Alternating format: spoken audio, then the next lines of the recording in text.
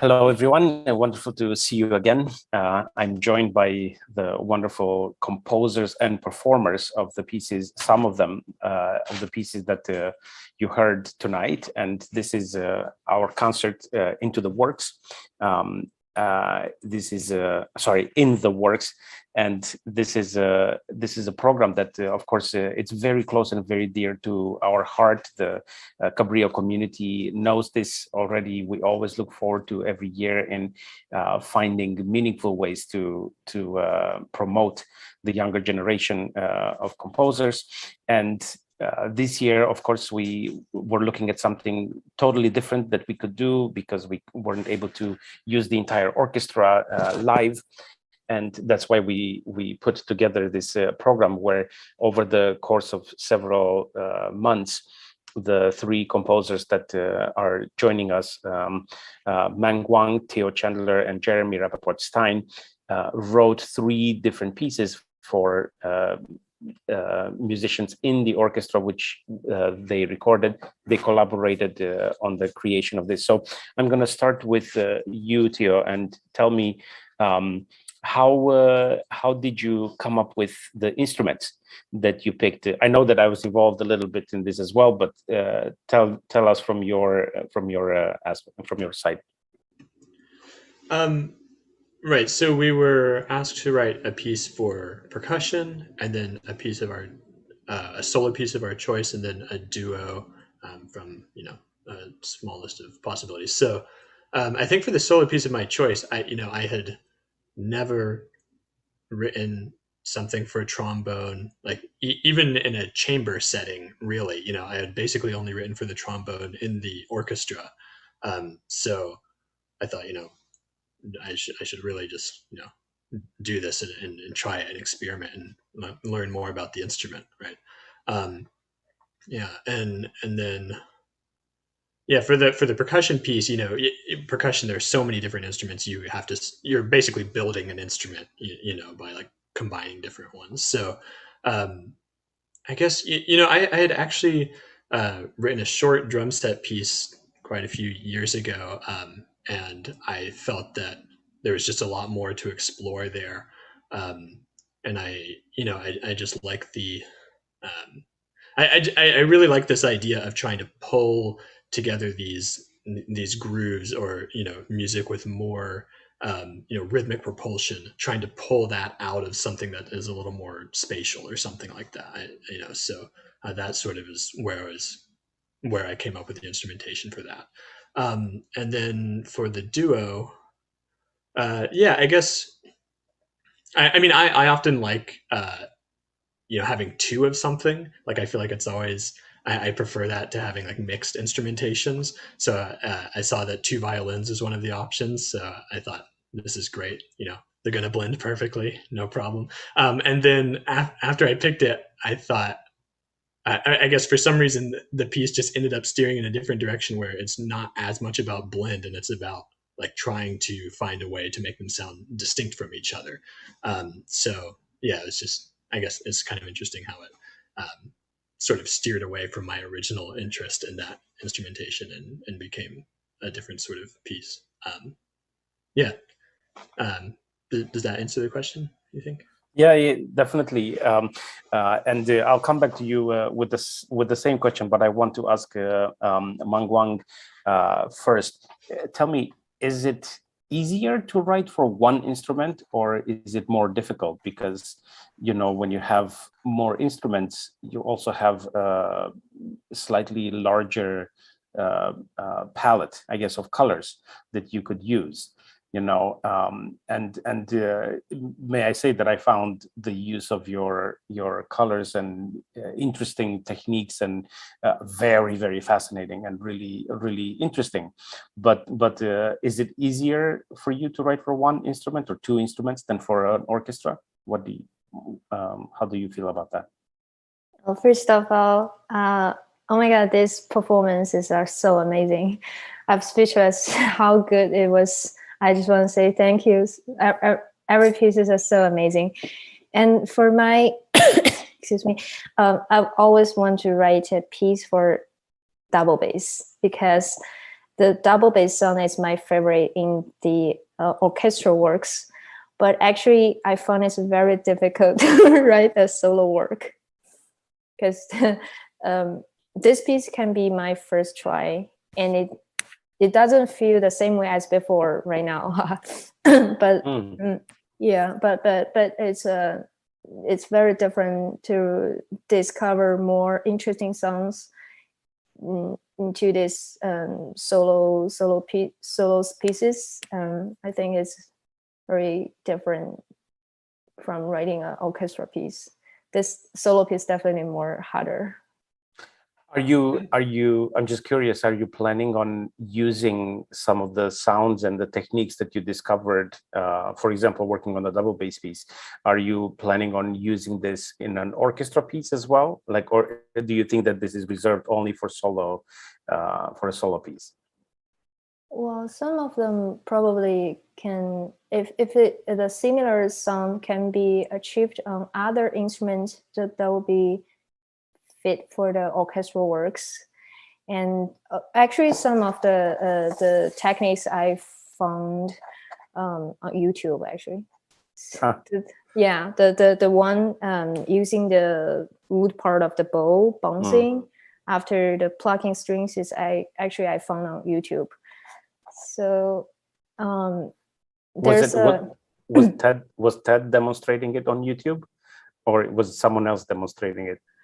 It's a European modern ensemble called Ensemble Music Fabric. I saw they post a short video, which I feel was so cool, and I think this is a very unique, and I would like to put it in this solo piece. So yeah. I always found some interesting sound source from YouTube. Yeah. Ted, since we're talking a little bit about the double bass here, do you feel, what's your, I mean, and I know that the Cabrillo Festival Orchestra is unique in the world because you all welcome, you know, the challenges of creating different kinds of sounds and different kinds of techniques to use. But what is your feeling as a orchestra player all year round? What is your feeling when you are challenged to bring new ideas, especially in an orchestral setting? Well, I mean, I guess in this context of learning Mung's piece, it was great. I loved the challenge of sort of learning those harp harmonics and the technique with the bow. We did have to sort of discuss how to manage it, because like the demonstration video, I couldn't actually quite make it work with the way that she had written the piece, but we worked it out, you know, and I think it ended up okay. So I mean, I guess to answer your question, I feel like it's a nice contrast actually to what I do, like on a normal basis. Like a lot of the music we play is pretty bread and butter in terms of the techniques that we use. Like some of it is more adventurous in terms of the way it's written, but the extended techniques don't often come up. So I thought it was a nice challenge to kind of take on and incorporate into this piece. And I just want to say again, like I really like the piece a lot. You know, it's great. So yeah, I hope that answers your question. Very good. Yes, absolutely.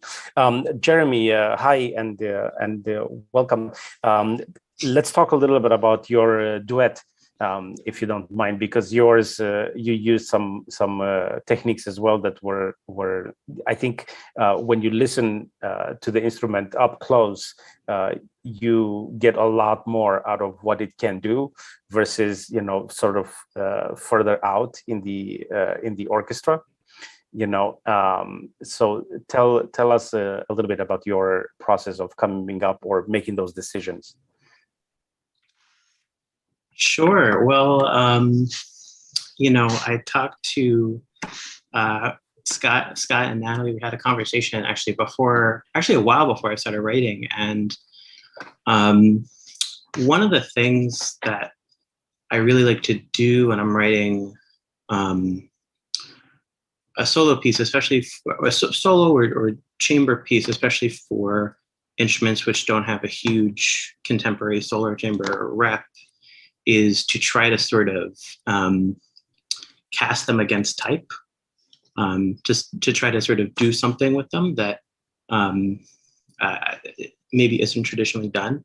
So I think with the French horn, I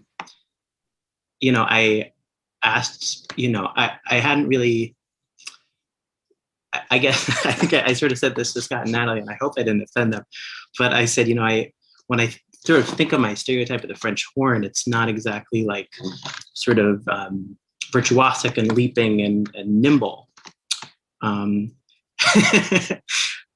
I was really interested in kind of trying to find a way in my writing to sort of bring that out in the horn. And luckily they were very encouraging with that and patient with the piece, which I think it was quite difficult, but which they pulled off beautifully.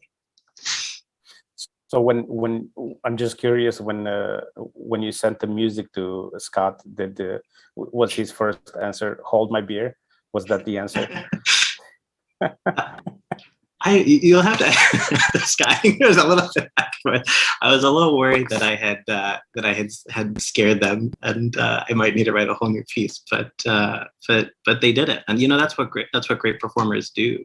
They sort of look at the craziness you put on the page, especially as somebody who I'm a cellist, and I can read about the French horn and sort of talk to French horn players. But at the end of the day, I'm coming to writing the instrument as somebody who knows far less than they do. So it's really an act of patience and generosity, I think, to be a new music performer and kind of help composers sort of realize their crazy dreams.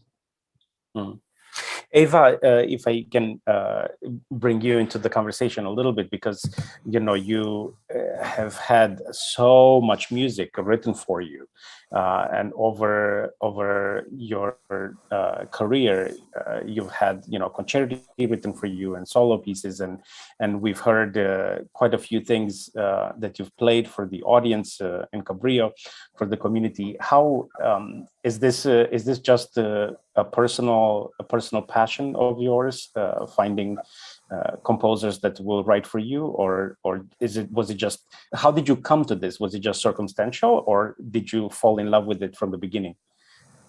Well, I've got to give credit to one of the former conductors of the Grand Rapids Symphony, Catherine Comey, who she discovered Donald Erb's trombone concerto for me. And when I first listened to it, I was like, oh my gosh, everything but the kitchen sink. Is this something that I really, I was thinking I'd play Creston or Tomasi or something like that. But that was the piece that she wanted me to play. And I spent a lot of time on it. I actually went and took a lesson with Stu Dempster, who the piece was written for. He's like the most well-known avant-garde American trombonist. And as I worked on that piece, I really started to discover the music in it. That I found I really grew as a musician as I learned more extended techniques and started to try to, again, find my voice in the music that was given to me. And actually, I had a lot more opportunities with modern music than I did with more traditional classical trombone repertoire. So starting with the Erb, that was the first thing I did. And then one of the directors, I think it was president of the Symphony Board in Grand Rapids, Fred Keller, commissioned Libby Larson to write a piece for mezzo-soprano, trombone, and orchestra. That was the second. Then I commissioned a gentleman, Steve Smith, to write a trombone concerto. And I guess once I got into it, it just became, I was in love with modern music. And to this day, I still will play some of the old war horses on occasion, but it's not my preference. My preference is to be doing new things and spending time on new music. And it was particularly terrific working with Theo on his piece. Unfortunately, I mentioned to you earlier, the first half of my piece wasn't on the program, which is unfortunate because that had all the harmonium that he had worked on. And we spent a lot of time on Zoom and on the phone talking about what worked, what didn't work, because there's some fortissimo things, and when you've got that thing stuck in your bell and you're holding it like this, it's and playing high and loud, it's very difficult. So we sort of compromised and ended up with, I think, what both of us thought was a good way of using the harmon mute on the trombone. So I hope at some point you folks will get a chance to listen to the first half of the piece. But Yes. it was really, it was great fun working with Theo. He was very interested in what I had to say. And another thing that I think is very important is that when any composer is writing a new piece, you want people to play it. So you don't want to write it too hard or too extreme that you might have one person in the world that will even be willing to champion it. So that's I really enjoyed working with Theo on the piece, and I like the piece a lot. I'm sure I'll program it this year. Beautiful. So happy to hear that. Galen, I wanted to ask you because, I have to say of all the instruments in the orchestra, the percussion section in general, it's the one section that I always feel like there's an element of experimentation, when I go to the first rehearsal, because it's always so unique, the sound that is created, and I look at my scores, I look at the music that comes my way, and before I get to the first rehearsal, I'm trying as best as I'm trying to imagine the sound that we will make. I'm always surprised by something. In the percussion section, I remember a few years ago we were playing something that was on a styrofoam head with a mannequin head, right, with a bow, and there was definitely not a sound that I could imagine at home without hearing it. So we had some fun with that one because we were supposed to just use regular foam, and then we got the idea that we could have these mannequin heads, and we didn't end up doing that in the performance, but we used the other thing. But we do have some fun at Cabrillo actually doing that kind of stuff, right? And it was kind of interesting to experiment with something different, right?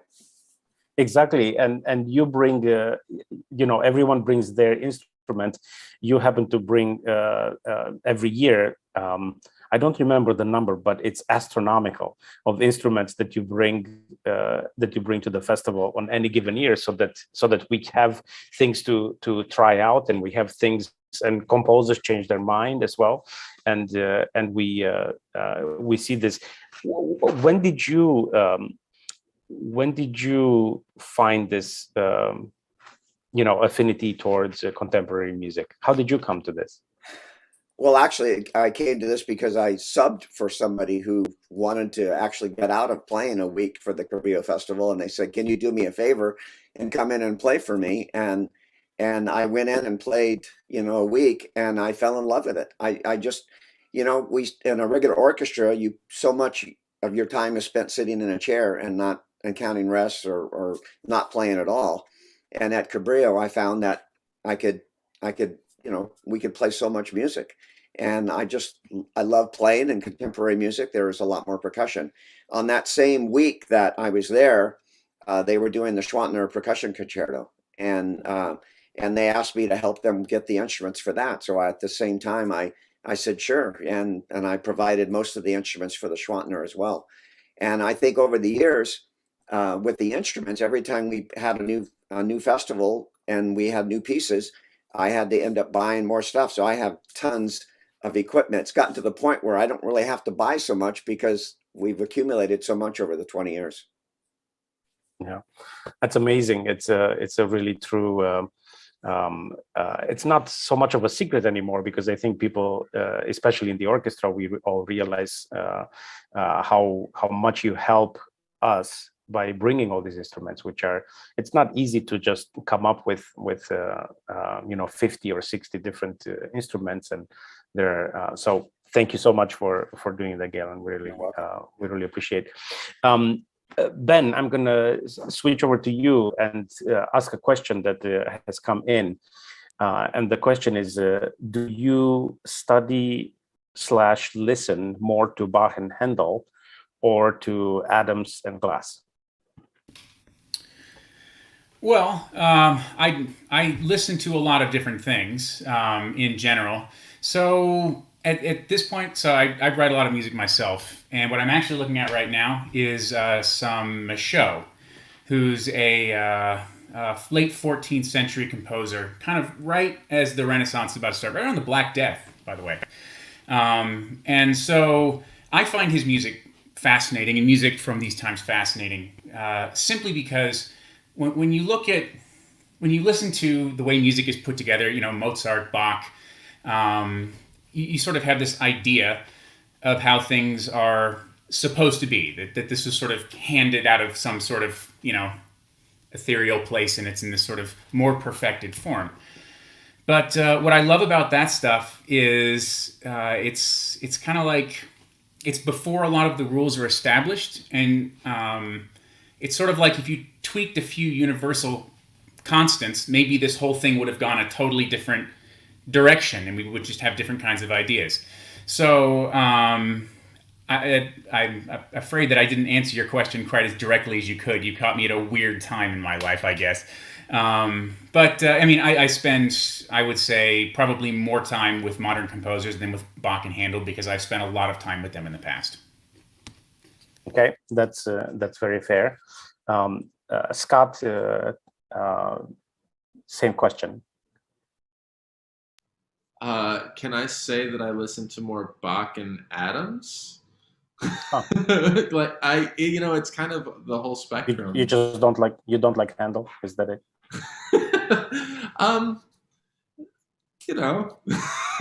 No, I definitely do, and I appreciate all the composers, but it's sort of however the mood strikes me at any time.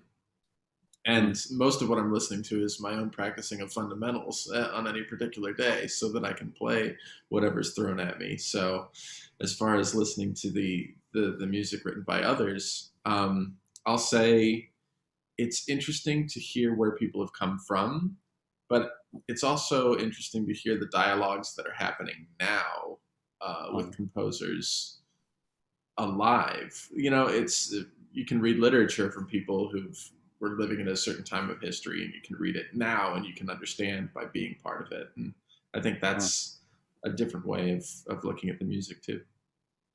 Can I, since I have you here, and my brother was a French horn player, and we shared the room, so I'm sorry. I know I'm still, therapy is wonderful, so I still remember I've listened to everything in the French horn repertoire, because he used to play a record before we would go to bed. Like I would fall asleep listening to, I don't know, the Concertstück, or to Mozart, the Concerti, or something like this. Oh, sure. And I've always been fascinated by the way the French horn works as an instrument, because it's I find it, in some ways, it's one of the more complex instruments, and definitely I feel like it's to me, if I were to pick an instrument that's the most difficult to master in the orchestra, I would definitely go for the French horn. Just because it requires I'm loving so much. what you're saying. Keep going. Keep going. So can you give us just a brief description of how it works, the double horn with the harmonic series, and then how you switch from one natural horn to the other, with the aid of the vowels and all that? Oh, sure. Yeah. The first thing to know about the horn is that it's the same length of tube as an F tuba. So it's really a low instrument. It's quite a long piece of brass, in the same way that, string instruments, the bigger they are, the lower they are. Brass instruments are the same. Tuba is quite low. But the French horn isn't, because we have a smaller mouthpiece, but the harmonic series is the same. And the harmonic series is the notes that we can hit without pushing the vowels down. It's the spacing of the notes. So the lower end of that spectrum, they're very spread apart. And when the notes are far apart, you have octaves and fifths instead of half steps, and maybe even smaller than half steps the higher we go. When the notes are that far apart, they're a lot easier to hit the right note. With the French horn, because we're essentially a bass instrument playing in the extreme high register all the time, the notes are very close together in our practical everyday range. And so it's easy to get unintended notes or you can call them wrong notes, but I'll fight you. They're unintended notes.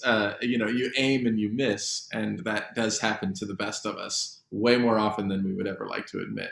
So I will say that, at a certain level, I can't agree that it's the hardest instrument, because it's just so hard to achieve the most basic things. And Jeremy's comment was right about being typecast in a way. So this summer, I had the good fortune to play a few wind quintets, flute, clarinet, oboe, bassoon, horn.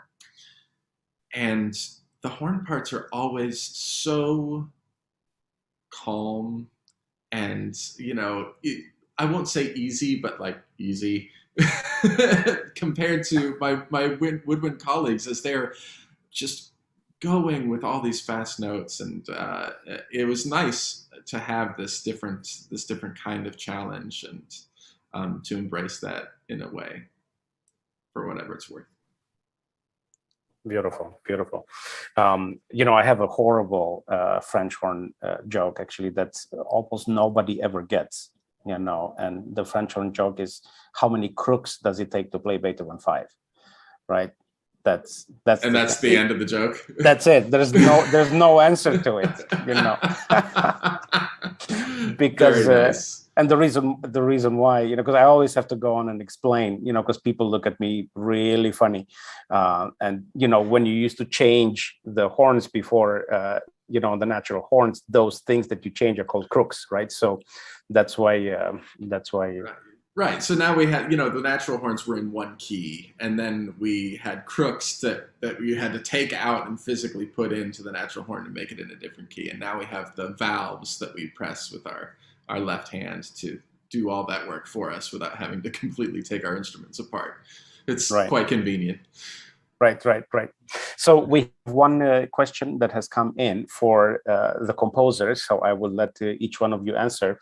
And it says, how have you been staying active in composing during the pandemic? And what is different in how you work because of that? Theo, do you want to go first? Yeah, I would honestly say that as far as staying active goes, I have found that, all of my performing friends, all of the instrumentalists that I've known for all of these years, have kind of helped me stay active by, asking me to write solo pieces for them and everything. This is like I feel like this is the year of the solo piece, right? Because we couldn't get together into chamber groups even. And so, yeah, I've done quite a bit of that. Yeah, and the second half of the question was how has my process changed? What's different in how you work? What's different in how I work?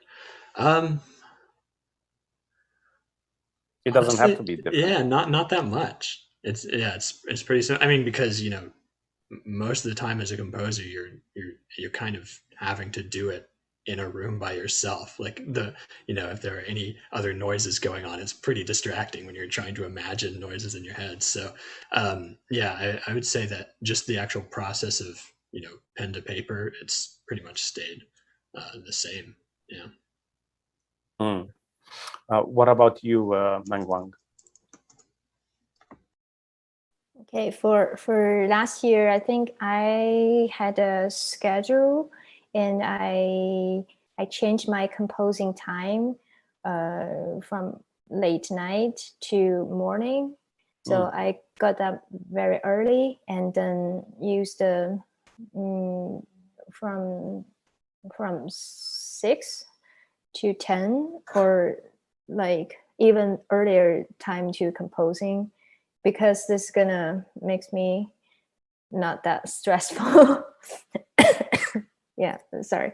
And because last year we all experienced many unexpected recurring, and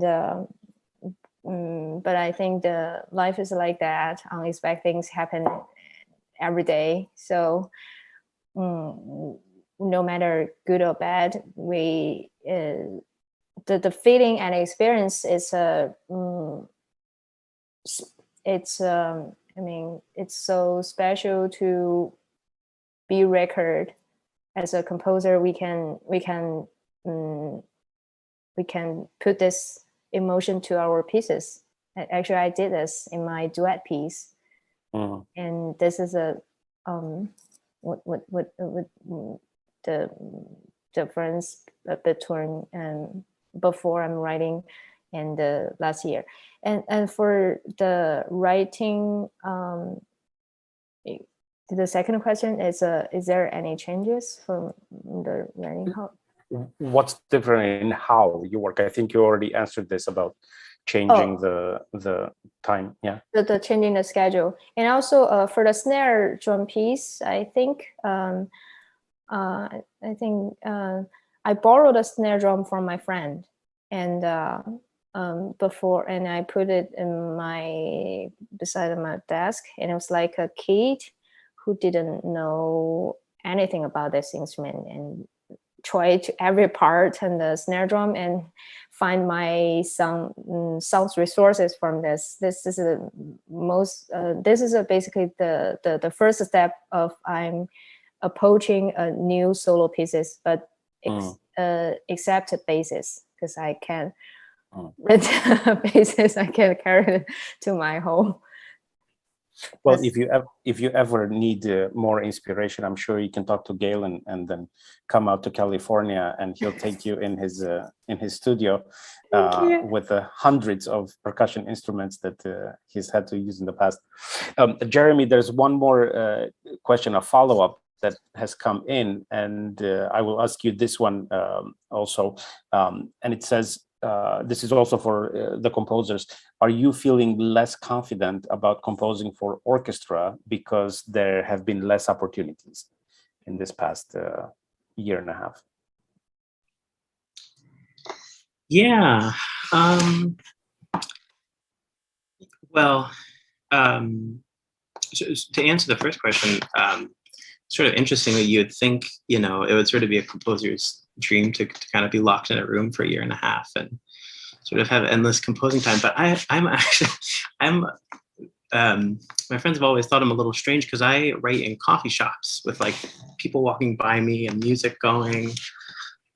People like always stop me and they can't believe that I'm writing music when there's other music happening over the speakers. But I just, for whatever reason, my brain sort of like needs a lot of activity to get going. So it's funny, I've sort of had to try to find that in other places. And so, for me, in a lot of ways, it's sort of been, I felt in my music life kind of a down year. I've written a lot of sort of like a little like down and kind of, a little melancholy. I think just, sort of really feel this need to kind of get back in touch with other people in the world and my coffee shops. In terms of the orchestra thing, I think it's very, it's a difficult question in a lot of ways because, even before the pandemic, for composers, orchestral opportunities are very, very rare. It's a real sort of privilege, just sort of the economic practicalities of getting that many people in a room, and that many people in a room who are expert in new music. It's a real privilege to be able to write for orchestra.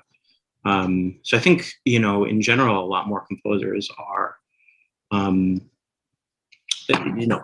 lot more composers focus on solo and chamber works for the majority of their career. But I think, it's funny, I definitely echo what Theo said. All of us have sort of been writing solo and duo pieces for a year. So I'm, my fingers are crossed. Hopefully, in the next year or two, there's going to be, everybody's going to come back and there's just going to be this hunger for new avant-garde orchestral music. So I'm trying to will that into existence. That's my hope, at least. Yeah.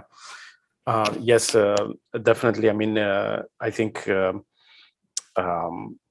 as you said, the first issue is it's difficult for composers to find opportunities, and which is one of the reasons why we have always tried really hard to create these opportunities for composers that are emerging, that are at the the beginnings of their wonderful careers. So we will absolutely, in Cabrillo, we'll continue to do that, and this is not the new normal. Of course, this is just a temporary experiment, to say it this way, because we do enjoy being able to ask you and to give you to ask you to write something for us, for the orchestra, and then to give you the platform to hear it and to experiment with it and to do all kinds of things with it. Well, this has been fascinating and beautiful. Thank you all for participating in not just creating the beautiful music, but in performing it and recording it and collaborating to create something unique, something that will remain. Theo and Eva, I'm told that we will find a way to re-premiere the piece in its entirety, and then to find out what the technical glitch was, that we didn't have the first part. So stay tuned about that. We'll get to it. But thank you again for all your work and all the effort that you've put in, and we appreciate it very much. Thank you so much. Goodbye. Thank you. Thank you. Thank you.